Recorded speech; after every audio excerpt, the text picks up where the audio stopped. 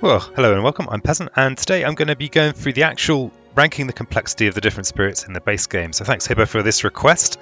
And I'm going to go with why they're at this rank, then things to watch out for, which track you might prefer, and then a little tip. So it's going to be a relatively quick whistle through. So first up is River. So why is River the easiest of the spirits? Well, they have a very simple game plan and no real pitfalls.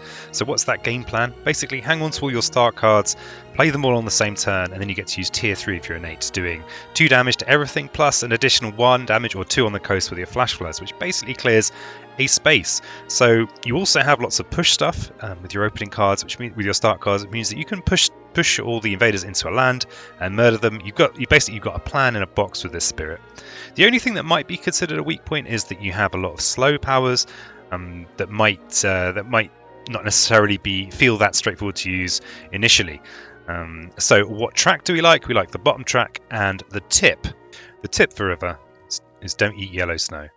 So River being the easiest spirit is probably beyond debate, but once we get beyond that, it's very much a matter of opinion. My number 2 spirit is Vital Strength of the Earth for complexity. So they are. The reason that they're number 2 is because they don't have any obvious weaknesses. Each of their growth options means they're placing presence. They've got a very handy ability where their sacred sites defend for 3.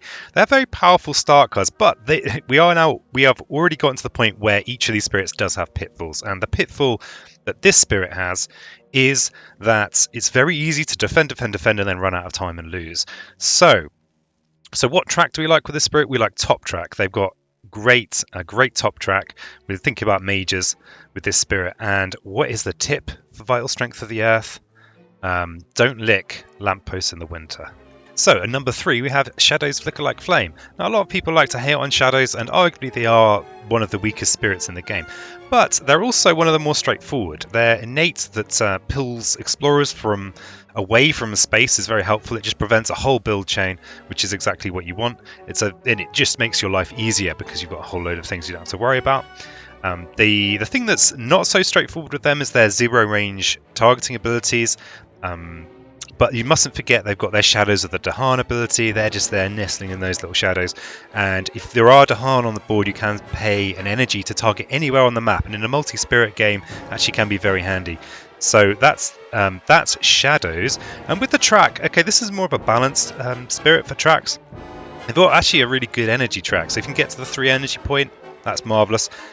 So they're actually more balanced than a lot of spirits, and the tip is never appear too useful, otherwise people could just keep on asking you to do things. So at number 4 we have Lightning Swift Strike. So it might seem like a bit of an odd one to have as the last of the low complexity spirits, or the official low complexity spirits, but for me I think it's actually pretty complicated, and it's one that a lot of new players just go in for first. Because it looks straightforward, right? It's got very straightforward innate. You're just destroying stuff. You can do stuff in the fast phase instead of the slow. What's not to like about that? Now, a lot of people say, oh, well, you get used to using stuff in the fast phase and that's bad. I don't care about that. You can do what you like. But what I am saying is that it is actually can be quite a difficult strategic decision knowing whether to do things in the slow phase or the fast phase. But the other thing is that it actually has a few key limitations, this spirit. For example, gaining power cards, you can only do it on the reclaim, which is awkward. It makes it hard to actually build up a hand without help from other spirits. You've also got arguably one of the best play tracks in the game, going up to 6 plays, starting off with 2. So checks the notes. Yeah, starting off with 2, and the trouble is you actually don't have an energy track to match it, and it's very hard to actually balance those. So I'd say that arguably it's much more complex to use, even if it is much more powerful than say Shadows or River. So what tracks are we using? Well, you probably do want to prioritize that bottom track, but you do need some top track just so that you don't completely run out of energy. And the tip is not open on a Tuesday. So at number 5 we have Spread of Rampant Green. So why is this at number 5? Well, the reason is that it has a sheer amount of power and also a simplicity to it. With their ability to prevent builds and ravages by destroying one of their presence from a sacred site in the land, so that does sound complicated. But actually, from the point of view of making a plan, what you're doing makes things a lot easier, because you can just put some presence in a place. You even have the power cards that you start with that can make that very quick, and then that you just don't have to worry about that space. So for me, it's raw power. The ability just kind of makes it so that it's a lot more straightforward to know what you're actually doing. So what track do we like with this spirit? We're definitely a plays track. Just all the plays all the way. Don't bother with that top track until a little bit later on. Actually, no, maybe you want one from the top track. Yeah, you do want one pit from the top track, but aside from that, just keep on going down that bottom track. No regrets. And the tip is, just don't buy a wooden boat unless you know exactly what you're doing. And chances are you're watching a Spirit Island video. You probably don't know anything about boats. So at number 6, I've put Ocean. So I disagree with the designers on this one. This is officially a high complexity spirit, and I've put it ahead of some moderate complexity spirits. So yeah, huge disagreements. Watch out. Ructions in the comments, no doubt. So basically, why have I placed Ocean this far ahead? Just because it's so flippin' powerful, and the things that are difficult about it, they're actually kind of simple to deal with. So they can't place presence on land. Well, big deal. All that does is reduce your decision tree. Well, you don't have to worry about placing presence on land. You have pushes suddenly become, well, there's only one best place to push, just push into the ocean. It's one of those things where it does have strong limitations, and as long as you know how to play around them, actually, you're fine. So how do you play around them? Well, you prioritize getting stuff that has good range, so that you can reach into the inland. Having a nice sacred site in that top land on the coast is pretty good as well for that. The other thing so Ocean does have these limitations, and maybe like balancing the reclaim cycle can be a bit tricky, but actually it's not that bad at all. Just remember, you don't always have to reclaim just because you've run out of cards. Ocean has a very nice third growth ability where you can place in the coast, gain a card. You know, just Ocean is raw power is what means for me that actually it's not as complex as the final two in this list. And so what's Ocean's tip? Ocean says that as in prison, as in life, we'll just always be polite. Even if you don't like someone, it's just better to be polite.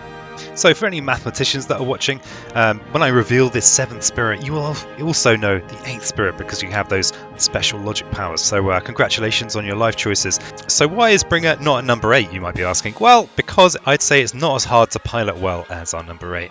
It has a very similar thing to Ocean in that it does have big limitations, not be able to destroy stuff. It is a big limitation. But that also kind of reduces your decision tree in some ways. But obviously not as much as Ocean, so that's why it's there at number 7. And what track are we with this spirit? Well, this is very much about major powers. So we're talking top tracks. That's what we're at. The bottom track's terrible. So I mean, you don't need me to tell you that. So what is Bringer of Dreams and Nightmares' advice for life? Fear is the mind killer. There you go. June fan. So at number 8 we have Thunder Speaker, the most complex on our list. And why am I saying this? It's technically, it's officially, peasant. It's a moderate level spirit. What are you on about? Well, for me, and this is my list, I would say it's difficult to pilot well because you actually have a whole added layer to it. You've got to be thinking about where your Dahan are. You've got this extra kind of spatial puzzle, which for me I find more challenging than the puzzles presented by Bodan and the puzzles presented by the other spirits that are in the base game. So that's it with that. So where are we with tracks on this? This is very much bottom track for this spirit. And Thunder Speaker's tip. And Thunder Speaker says, don't dwell on the past.